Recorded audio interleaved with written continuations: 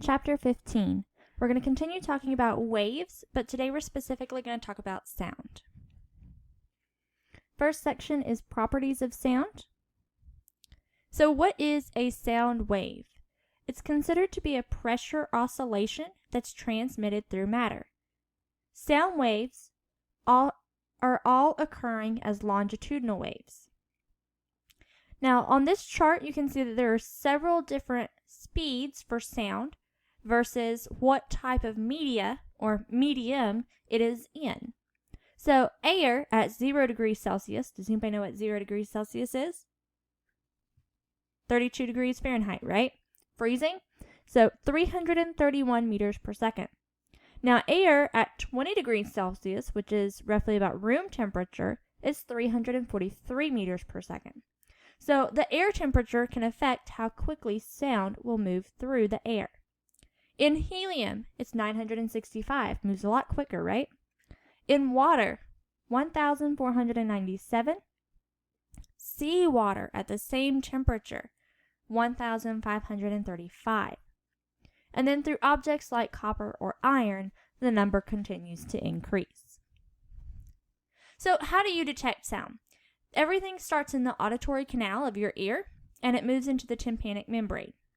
Okay, so it's kind of starting outside of your ear, is getting pushed inward, and that tympanic membrane, that is your eardrum. So it hits that tympanic membrane, it vibrates it, and that vibration goes through what we call the malleus, the incus, and the stapes, or what used to be called the hammer, the anvil, and the stirrup.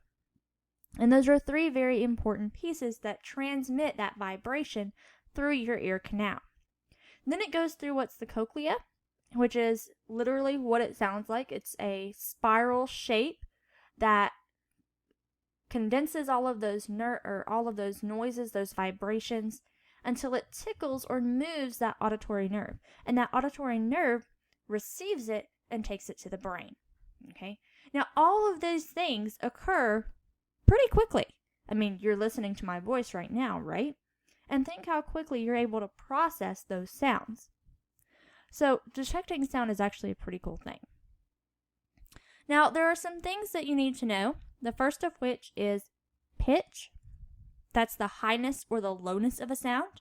Now, the interesting thing about pitch is that it's based on how you perceive it.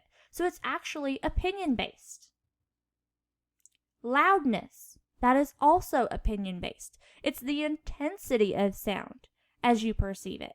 So what's loud to me may not be loud at all to the person next to me. Or it might be very loud to the person next to them. So sound level is actually recorded in what we call decibels. It's the measure of intensity, so it's kind of a baseline for us to refer things to. And everything has a sound level.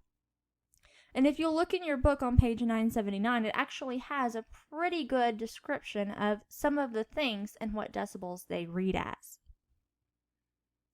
We also have what's known as the Doppler effect. It's a change in frequency of a sound.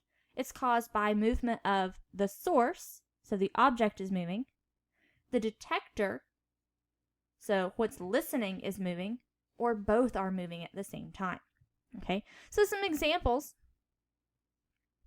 If you look at this first image here, you can see that the object is moving. Okay, you could see that it was moving forward. The sound was going pretty slow. So that's what normal Doppler effect looks like. So when something's approaching you, that's what you would see. The second one that you see here is when an object is traveling at the speed of sound.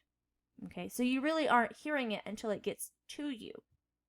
And then the third one that you see here is when the object is traveling faster than the speed of sound. Okay, and that's it for chapter 5.